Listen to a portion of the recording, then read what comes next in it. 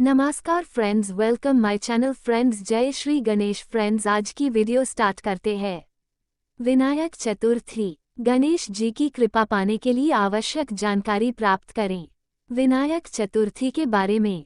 प्रत्येक माह में 2 चतुर्थी होती है, जिन्हें गणेश भगवान की तिथि माना जाता है। अमावस्या के बाद आने वाली शुक्ल पक्ष की चतुर्थी को विनायक चतुर्थी कहते हैं। वहीं पूर्णिमा के बाद आने वाली कृष्ण पक्ष की चतुर्थी को संकष्टी चतुर्थी कहा जाता है। हिंदू धर्म में गणेश भगवान को सर्वप्रथम पूजनीय माना गया है। धार्मिक मान्यता है कि भगवान गणेश को चतुर्थी तिथि अति प्रिय है, इसलिए चतुर्थी तिथि पर भगवान गणेश की आराधना करना बेहद मंगलमय माना जाता है। विनायक चतुर्थी कब है? विनायक चतुर्थी 1 अप्रैल 2025 मंगलवार। चतुर्थी तिथि प्रारंभ 1 अप्रैल 2025 मंगलवार को सुबह के 5:42 से। चतुर्थी तिथि समापन 2 अप्रैल 2025 बुधवार को रात के 2:32 तक। गणेश पूजा शुभ मुहूर्त 1 अप्रैल 2025 मंगलवार को सुबह के 11:10 से दोपहर के 1:39। अवधि 02 घंटे 29 मिनट। विनायक चतुर्थी के शुभ मुहूर्त समय ब्रह्म मुहूर्त 4:17 AM से 5:03 AM। प्रातः संध्या 4:40 AM से 5:49 AM।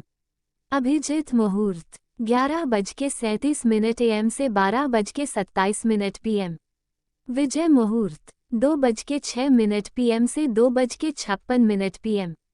गोधूली मुहूर्त 6:13 PM से 6:36 PM। सायाह संध्या 6:14 PM से 7:24 PM। अमृतकाल 9:56 PM से 11:24 PM तक। निशिता मुहूर्त 6:50 AM से 8:16 AM।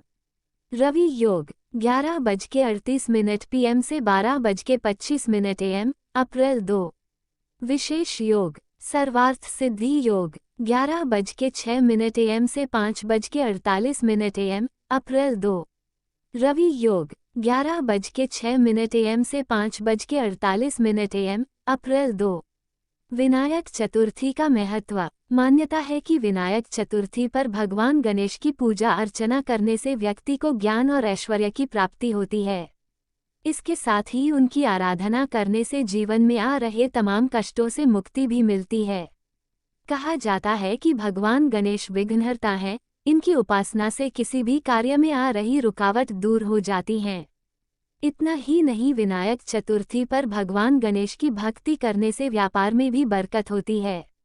इसलिए हमारे शास्त्र में विनायक चतुर्थी की महिमा का बेहद महत्व है। विनायक चतुर्थी की पूजा विधि। भगवान गणेश की सच्चे मन से आराधना करने से सभी परेशानियों का निवारण होता है और ईश्वर का आशीर्वाद प्राप्त होता है। यह व्रत भगवान गणेश को प्रसन्न करने के लिए किया जाता है। इस दिन मध्याह्न के समय में श्री गणेश का पूजन करने से सुख, समृद्धि, धन, वैभव, ऐश्वर्य और संपन्नता मिलती है। विनायक चतुर्थी के शुभ दिन पर प्रातःकाल स्नानादि करके लाल या पीले वस्त्र पहन लें। अब पूजा स्थल पर पीला या लाल कपड़ा बिछाकर भगवान गणेश जी की मूर्ति स्थापित करें। उसके बाद उन्हें सिंदूर का तिलक लगाएं।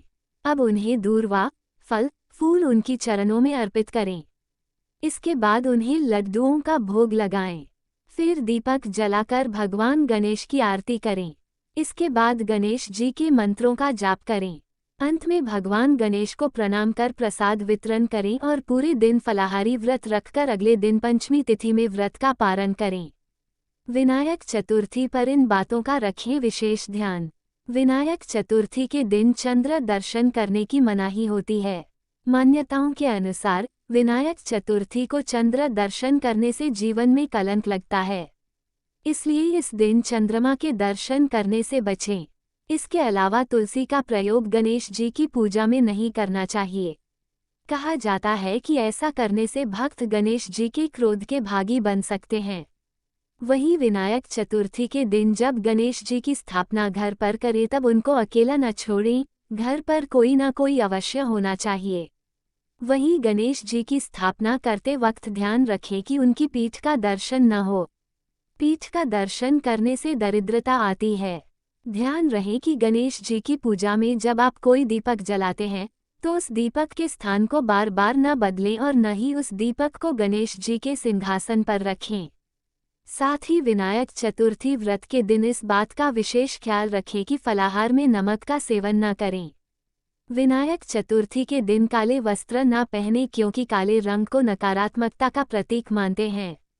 इतना ही नहीं, इस दिन अगर भक्त व्रत रख रहे हैं तो किसी के भी लिए भी अपशब्दों का इस्तेमाल करने से बचना चाहिए। ऐसा करने से व्रत का पुण्य नहीं मिलता है। वैसे तो कभी भी बड़ों का अपमान नहीं करना चाहिए, लेकिन विनायक चतुर्थी के दिन खासतौर पर इस बात का ध्यान रखें, वरना पूजा का फल नहीं मिलेगा। और विनायक चतुर्थी पर किसी से कोई झगड़ा या मारपीट न करें। विनायक चतुर्थी पर करें ये उपाय, दूर होंगे सभी कष्ट। गणेश जी को दूर्वा बहुत प्रिय है, इसलिए दूर्वा अर्पित करें। गणेश स्तोत्र का पाठ करने से मन शांत होता है और बुद्धि बढ़ती है। लाल रंग गणेश जी को प्रिय है, इसलिए लाल पुष्प अर्पित करें। ओम गम गणपतये नमः मंत्र का जाप करें। विनायक चतुर्थी का व्रत रखने और गणेश चालीसा का पाठ करने से मनोकामनाएं पूरी होती हैं। विनायक चतुर्थी की कथा। पौराणिक काल में भगवान शिव और माता पार्वती नर्मदा नदी के किनारे बैठे थे। वहां पर माता पार्वती ने भगवान शिव से समय व्यतीत करने के लिए चौपड़ खेलने को कहा। माता पार्वती की बात सुनकर भगवान शिव चौपड़ खेलने के लिए तैयार हो गए। परंतु प्रश्न ये उठा कि इस खेल के हार और जीत का फैसला कौन करेगा। जिसके बाद भगवान शिव ने कुछ तिनकों को एकत्रित करके एक पुतला बनाया और उसमें प्राण प्रतिष्ठा डाल दी। फिर उस पुतले से कहा, बेटा, हम चौपड़ खेलना चाहते हैं, लेकिन हमारी हार जीत का फैसला करने वाला कोई नहीं है। इसलिए तुम हमें ये बताना कि हम दोनों में से कौन हारा है और कौन जीता है। इसके बाद भोलेनाथ और मां पार्वती का चौपड़ का खेल शुरू हो गया। ये खेल 3 बार खेला गया और संयोग से मां पार्वती तीनों बार खेल जीत गई।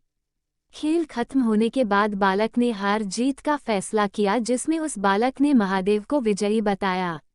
इस गलत निर्णय को देखते हुए माता पार्वती बालक पर क्रोधित हो गईं और उन्होंने उसे अपंग होने के साथ कीचड़ में पड़े रहने का श्राप दे दिया। इस श्राप को सुनते ही बालक ने माता पार्वती से क्षमा मांगी और कहा कि उससे भूलवश ये गलती हो गई। बालक की क्षमायाचना सुनने के बाद माता पार्वती ने उस बालक को श्राप से मुक्त होने का उपाय बताया। उन्होंने कहा कि यहाँ नागन्या भगवान श्री गणेश की पूजा करने के लिए आएंगी, तब उनके कहे अनुसार तुम गणेश जी का व्रत करना है। ऐसा करने से तुमको श्राप से मुक्ति मिल जाएगी।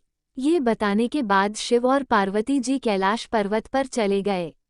1 वर्ष तक वह बालक उस श्राप से प्रभावित रहा। वहां जब आखिरकार नागन्या आई तो बालक ने उनसे गणेश चतुर्थी व्रत की विधि के बारे में पूछा। पूर्ण विधि के बारे में जानकर बालक ने भक्ति में लीन होकर 21 दिनों तक भगवान गणेश की आराधना की और व्रत किया। बालक की तपस्या को देखते हुए भगवान गणेश ने उसे दर्शन दिए और वरदान मांगने के लिए कहा। बालक ने गणेश जी से उसका पैर ठीक करने की प्रार्थना की, जिससे वह कैलाश में माता पार्वती और भगवान शिव से मिल सके। गणेश जी ने उसकी मनोकामना पूरी करते हुए उसे स्वस्थ कर दिया। कैलाश पहुंचकर उस बालक ने शिव जी को जब इस व्रत के बारे में बताया तो उन्होंने भी माता पार्वती को मनाने और उनका क्रोध दूर करने के लिए यह व्रत किया। जब पार्वती जी को इस व्रत के महत्व के बारे में पता चला तो उन्होंने भी कार्तिकेय जी से मिलने की अपनी इच्छा को पूर्ण करने के लिए पूरे विधि विधान से इस व्रत को पूरा किया। इसके परिणामस्वरूप व्रत के 21वें दिन कार्तिकेय जी माता पार्वती से मिलने आ पहुँचे। इस व्रत की महिमा को देखते हुए तब से लोग विनायक चतुर्थी का व्रत करते आ रहे हैं। इस व्रत को पूरी आस्था व श्रद्धा के साथ करने से सभी मनोकामनाएं पूर्ण होती हैं। बोलो श्री गणेश भगवान की जय। फ्रेंड्स, हमारे वीडियो कैसे लगा है जरूर कमेंट करके बोलना। Friends please like comment subscribe और शेयर करना नहीं भूलना। Friends please full video watch करना नहीं भूलना। और friends thank you so much और धन्यवाद। जय श्री गणेश।